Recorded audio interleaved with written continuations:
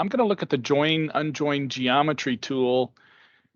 Revit already has a join unjoin geometry tool. So what does this bring to the table? Why do we have one in the PowerPack? Well, I'm going to just kind of set up a little scenario here. So I'm going to create some structural walls.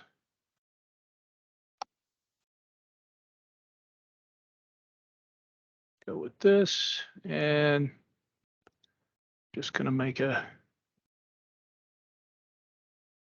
basic shape here.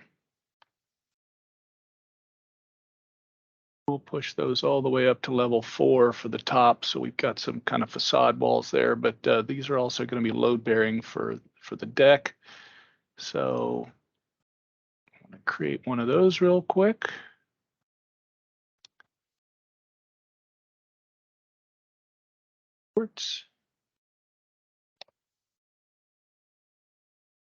Go.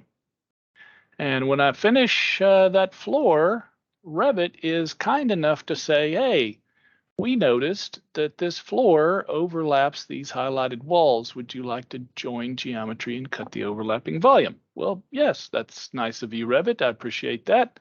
So that saves me from having to go around and pick each of those and join to the walls individually. I'm going to just delete this symbol, get it out of the way. Well, let's throw in a section real quick and just kind of look at what happened. What did Revit do? And you can see that it ran the deck out over the top of the CMU for support and then continued the wall above. So that's what the join geometry tool did in that case. Now, as often happens, I am going to copy this floor deck, and I am going to paste it, align to selected levels, grab levels 3 and 4, and there we are. But doing that does not trigger that little thing from Revit that says, hey, you want to join these? So, well, there's a workaround for this, right? So I could go to the plan view, select it, jump into the sketch, and then just click the green check mark again, and Revit will prompt me, hey, do you want to join this? But I've got to do that for every single deck that I just created. Now, in my case, it's only 2, so maybe not that big a deal. But if you have, 10 or 15, that becomes a little bit of a task. And I certainly don't want to have to run around and grab each floor and join it individually to each wall on each side. I mean, I've got a nice rectangle, which, yeah, how often do we see that, right? So usually it's a lot more walls than that, and maybe it's some weird angles and so forth. So I just want to make sure that I'm catching everything and not forgetting one. And I don't want to spend a lot of time on it. It's just kind of an iterative task. So I'm going to use the join geometry tool here in the PowerPack. And it remembered what I did last, so I already have a rule created, right? So I'll just delete that. But we're grabbing everything in the project, and I'm going to add a new rule. Do I want to join or unjoin? That's pretty simple. I want to join floors to walls. It tells me how many intersections I have and already knows how many are currently joined. But then all I have to do is just click OK. And now all of those decks above have been joined properly to the wall. And not just that wall, but look at the other side. It has joined that all the way around. So all of the walls and floors have been joined together. So I didn't have to go hunt all that down and make sure everything was good to go. So doesn't necessarily do anything that Revit doesn't do out of the box. It just does it a lot faster and a lot easier. Any questions or comments about that, or just questions in general?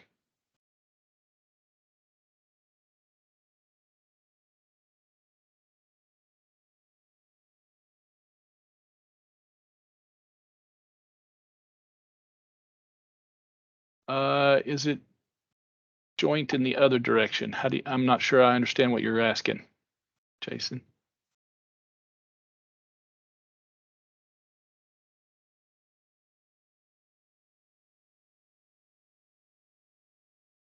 You want to look at the other two walls, maybe?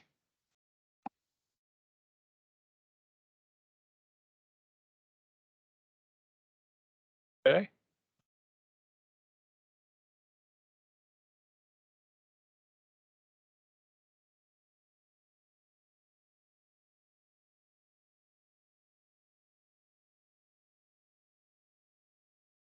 Yep. It's joined all the way around.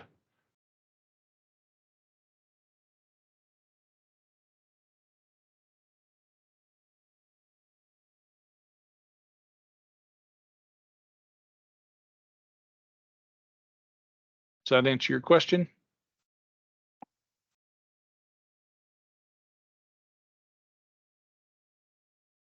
Bet, no problem. Okay. Anybody else? Anybody else have any questions?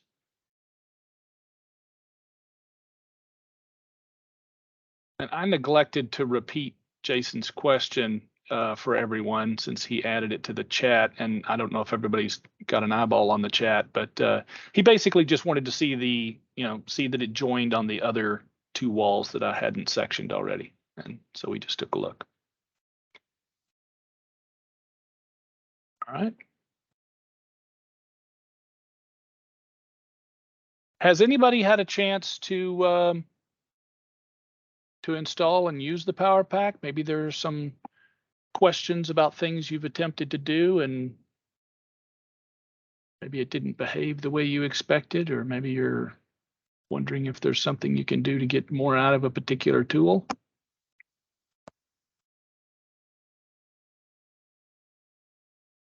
So where to download it? Good question. That can be downloaded from GRAITEC Advantage. There's also a direct link we can supply you. Probably best if we just grab that link and paste it into the chat or something for everyone.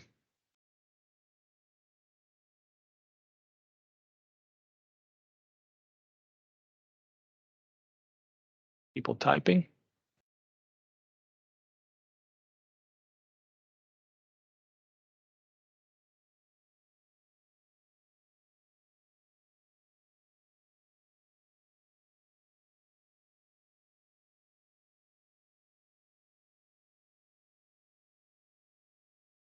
Okay.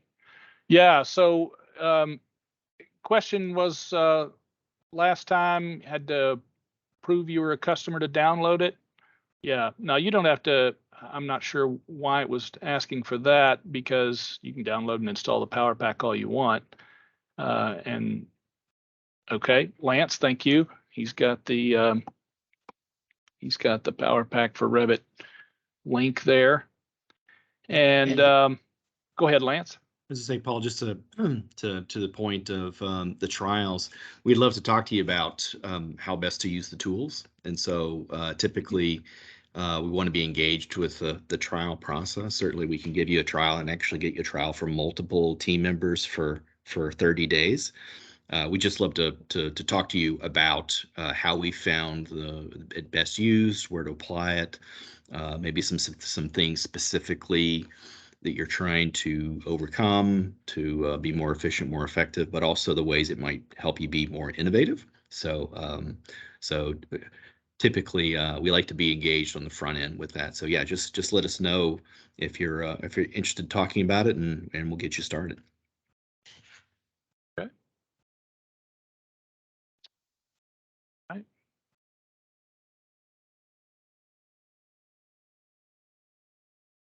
Yeah, that is a link to a trial, but the trial, you can put in a product key and the trial becomes a permanent.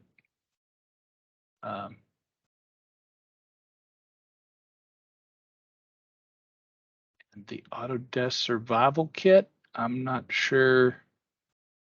Anybody else know anything about the Autodesk Survival Kit? I'm not familiar with that one.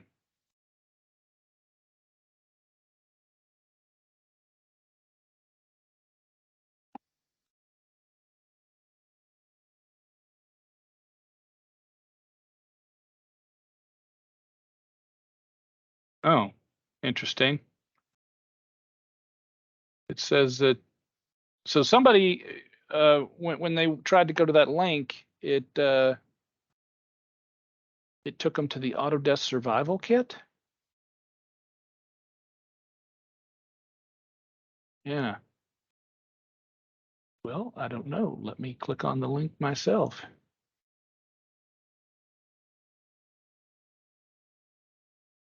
Well, that's interesting.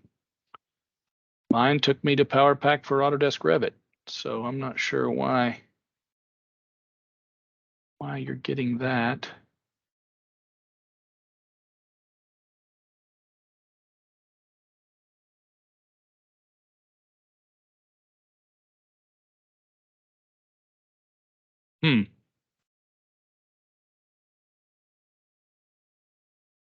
Okay. I'm going to repost the link and just see if that'll go directly there for you guys. Okay. Give me just 2 the seconds. the original link seemed to work fine for me, so I Yep. don't know. Same what here. to say.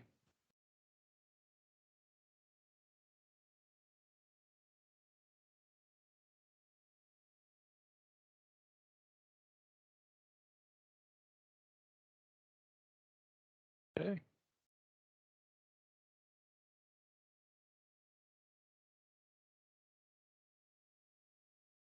Oh, incidentally, the trial is free, but the software does cost something. There is there are different versions. The standard version, I believe, is around 150, and the professional version is 450. Right. Right. That's MSRP. Right. Right. So, and that would be how you get a key. You purchase that and you get a key to change it from a trial. So when did y'all start doing that? Because again, what we've always been told is, as customers of GRAITEC, GRAITEC is our reseller, that being a customer of GRAITEC, the PowerPack is free. And all I've ever had to do was call and tell them what company I work with, and they've given me a key. And now, if I understand what y'all are saying, now y'all are charging for it. That was true in the past. I'm not sure about exactly the situation. I don't know if you're going to be grandfathered into something or whatever, but in the past, the PowerPack was just the standard level PowerPack, and we were giving that away with subscriptions in the past. That did not include the professional tools, that sort of thing. There's been some changing around as to how the tools were packaged, and so now there are multiple tiers of the PowerPack, and you can choose which tools are important to you and purchase it that way. But like I say, I'd go ahead, Lance. I was going to say, Thomas, you have a strong position in the negotiations by using that as leverage. So hold on to that. So does the trial, is it include all of the tools? Yeah, the trial itself is the professional version. So Okay. you get And to how try long all does the tools. how long does the trial last? We're running trials for 30 days, and they can be multiple license. So if you wanted several people to try it out for 30 days, that's something we can work with you on. Okay. And I can install it on multiple machines then, because I have a laptop and a desktop. You can. Okay. Awesome. All right. Thank you. Okay.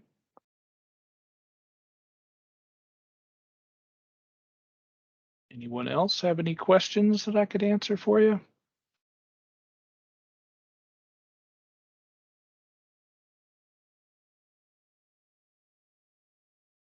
Okay.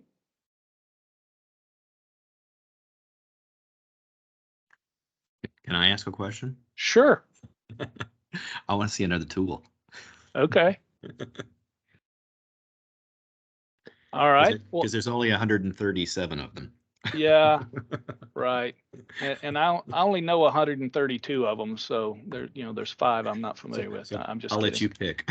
Yeah, no worries, no worries.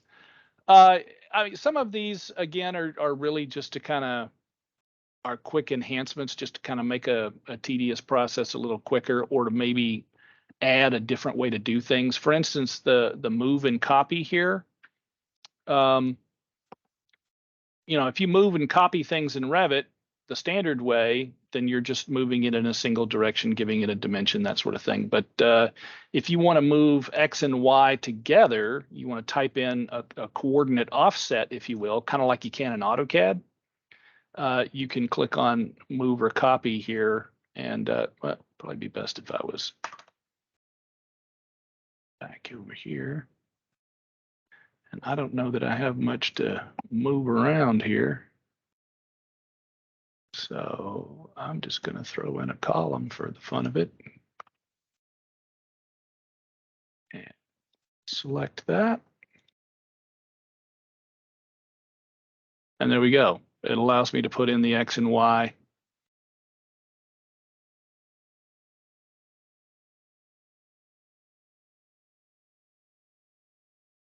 Well, that's nice. It also allows you to do it based on a different coordinate system. So for instance, if you got inputs from a consultant that were different, you could actually connect to that directly.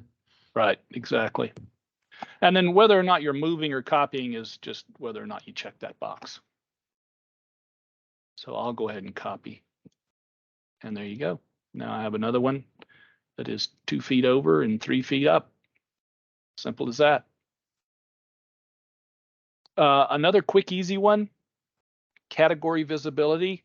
Now, if I go to visibility graphics here in Revit, I get the whole enchilada. And I've got all these check boxes. I clearly do not have, all I have is walls and a couple of columns. That's it. So why do I have to look at the list of every possible category known to man? I don't. I can go to the PowerPack, click on category visibility, and it gives me only the stuff that exists in this project. So much shorter list to hunt through, and you know for a fact you've got one of those things. Now, as you get near the end of a project and things are really complex, this list probably grows to, you know, close to the length of the list in visibility graphics, but it's still going to be shorter. And sometimes I pop in here just to see, hey, do I have one of those? And if it's not in the list, I don't. And then I realize, oops, I forgot something. Right. Some of these require me to create some things to kind of set it up, but let's see here. Anybody have a particular thing they want me to? Well, I shouldn't throw it open there because, like you say, you don't know which ones are going to require me to set stuff up. Okay, Family Manager is one that I think is just kind of a no-brainer. It just makes the inserting families far easier and simpler and more fun. So I've got, this is just the regular old Revit out of the box English Imperial catalog. There's also these GRAITEC libraries. A lot of this is, you know, there's country-based material in here. And this came with the PowerPack install. So that's where these families came from, just some added stuff there. Some of it is content that's used by the PowerPack tools themselves. But anyway, if I have a bunch of Revit families that I have developed myself in-house, or that I downloaded or purchased or whatever the case may be, I don't really want to mix that in with my out-of-the-box Revit library. I mean, it's possible that with an uninstall, reinstall at some point, or maybe an upgrade in version or something like that, that all that stuff kind of gets wiped out and redone. So better than that, I can just park it in any folder I want, click on this plus sign, and I go out and find that location and add it in. Now those families are listed in the same list with everything else, but I didn't have to mix them all together. I can keep things kind of separated out depending on what source they're from. Also, if I happen to use a particular family quite often, let's say that I use Centerline a whole lot. Okay, I can click this little star, and now when I click on favorites over here, that's what shows up. So if I have some families I find myself inserting over and over and over again, I just favorite those, and then I don't have to go hunting through the library to find them. Also, another thing I like about the Family Manager is the amount of information it gives me. I'm going to just cruise down here to Waterside Components. And let's expand that one more time and go to Pumps. So I'm looking for a horizontal split case pump, just as a for instance. It tells me already here, well, first of all, I get a nice picture. In Revit, you get a picture too when you're inserting families, but only for the one you have selected. I can't just glance at this entire folder and go, okay, there's the one I want, right? I got to read those names and figure it out. Whereas in this case, I can see that right away. But also, it shows me how many types there are in that particular family. And in this case, there are 7 different types. It lists those out. That's kind of handy. You know, if there's 150 types, then clearly it's not going to list everything. So I'm still going to have to do what I can there. But in this case, I can determine, oh, yeah, there's the 400 GPM. That's the one I'm looking for. So I don't have to guess whether the appropriate type is in that family or not. The other thing about this is these 7 types, those are not part of a type library. Okay, so let me see if I can show you real quick what I mean by that. I imagine y'all are probably familiar with type libraries, but just in case, let's see here. While you're looking for that, Paul, one thing I'd like Sure. to mention to everybody is that to me, this is a great tool for not only the user that has an easier time locating content to use, but it's also a great tool for the BIM manager because they have the ability to curate vetted content much easier. And so you could begin to build libraries of things that instead of people going out and kind of freelancing and looking for content elsewhere, or even going back to past projects, which is to me the most common way of looking at it. They can build the content ahead of time or pull the content from those libraries. Maybe they're tracking in the folder structure and be able to kind of predefine how it's going to work and for their future projects. And so to me, managing the content at the BIM management level is much easier with this. Right. Okay. So first of all, just to kind of, if you're unfamiliar with how type libraries work, if I go to load a wide flange framing member, for instance, there are so many types in there that it would be kind of ridiculous to just dump the whole thing into the Revit project. So what has happened instead is there's this TXT file with the same name, and that TXT file contains all of the recipes for the parameters, the parameter numbers and so forth for each of the types in that wide flange family. So when you go to insert it the normal Revit way, it pops up with a secondary window and says, here are all the types in the type library. Check the boxes for those that you want. That way you're not bringing in the entire AISC catalog of steel whenever you bring in these framing members. So but if I jump back over here to those pumps that I was talking about,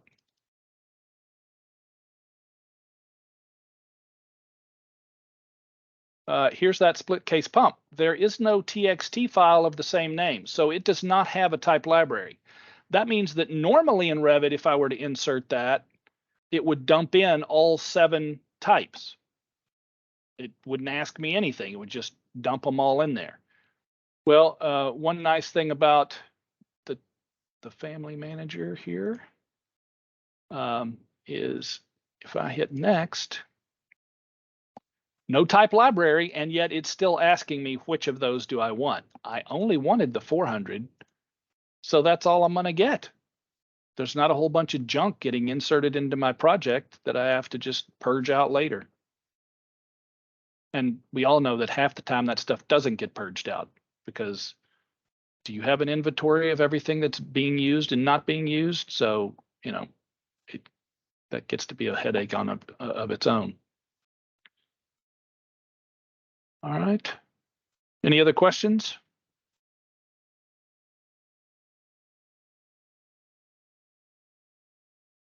Okay.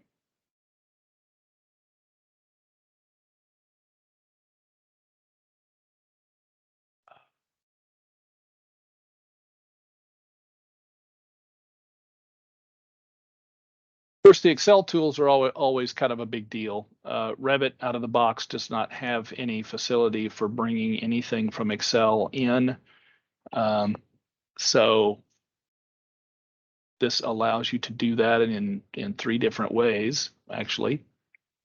The first one here, linked to Excel, allows you to take data in the Revit model, whether that be just you pick a category and check the box for some parameters, or you can go and grab a schedule table. That's kind of a ready-made way of pumping out a certain list of a particular category with its parameters.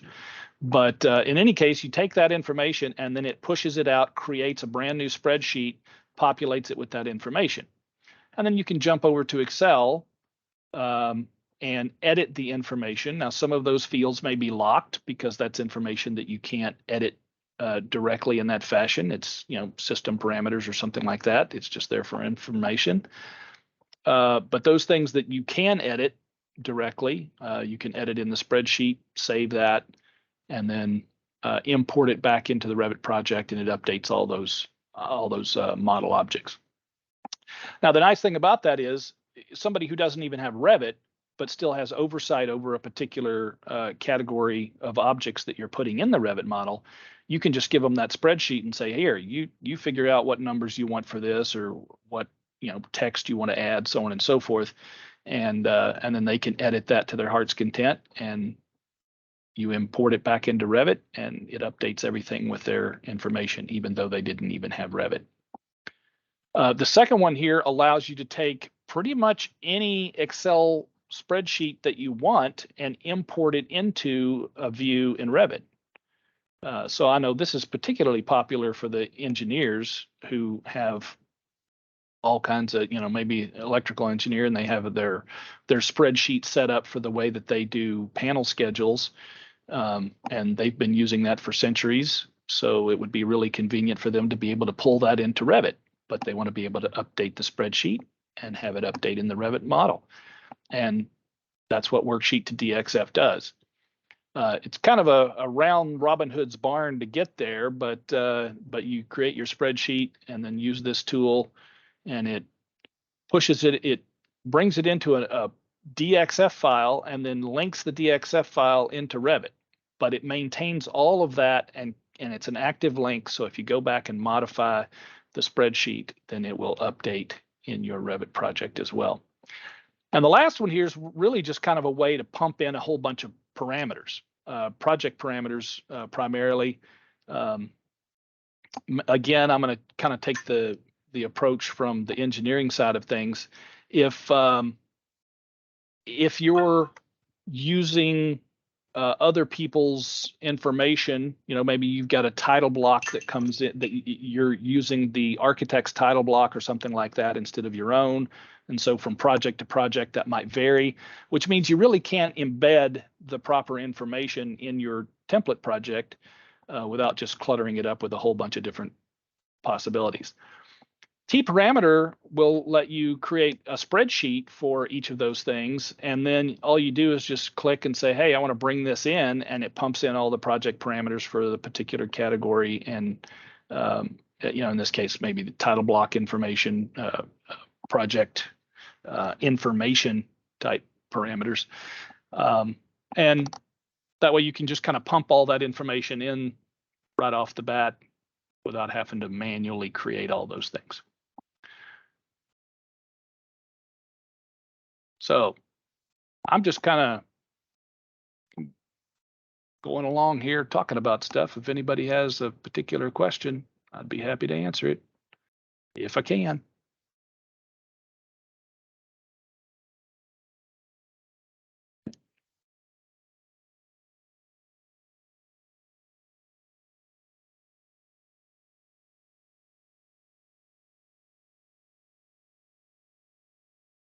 Well, Paul, I think you've done, and Lance, you've done a fantastic job showing us some quick tips.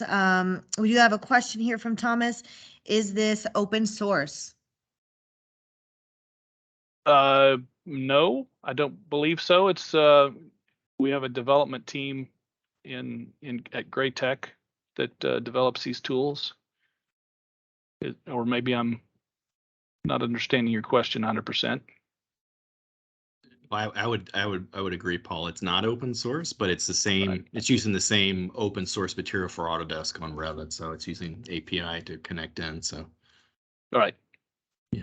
So our code's not open, but obviously Autodesk is. So if you wanted to build a similar tool yourself in Autodesk, you have that ability. Yep. Okay.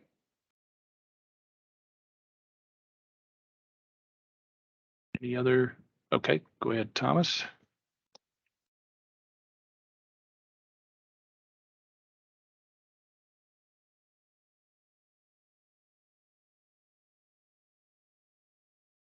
And just an aside to that, Thomas, if you need us to do a customization based on this, if you see a tool that needs an additional set of features, or you wanted something that's outside the scope of the PowerPack, conceivably we could help you create that. Okay. Actually, Thomas, I could answer that question for you. There is some kind of baked in ways to modify the PowerPack toolbar. There are some discipline things here, which again, the developers decided which tool should go with what. So maybe that doesn't suit you 100%, but you can also go down here. There's this little button, PowerPack customization. If I click on that, then I can basically just check and uncheck which tools I want to show up on the toolbar and which ones I don't. So if there's some that are just kind of in the way I never use, I can get those out of the way.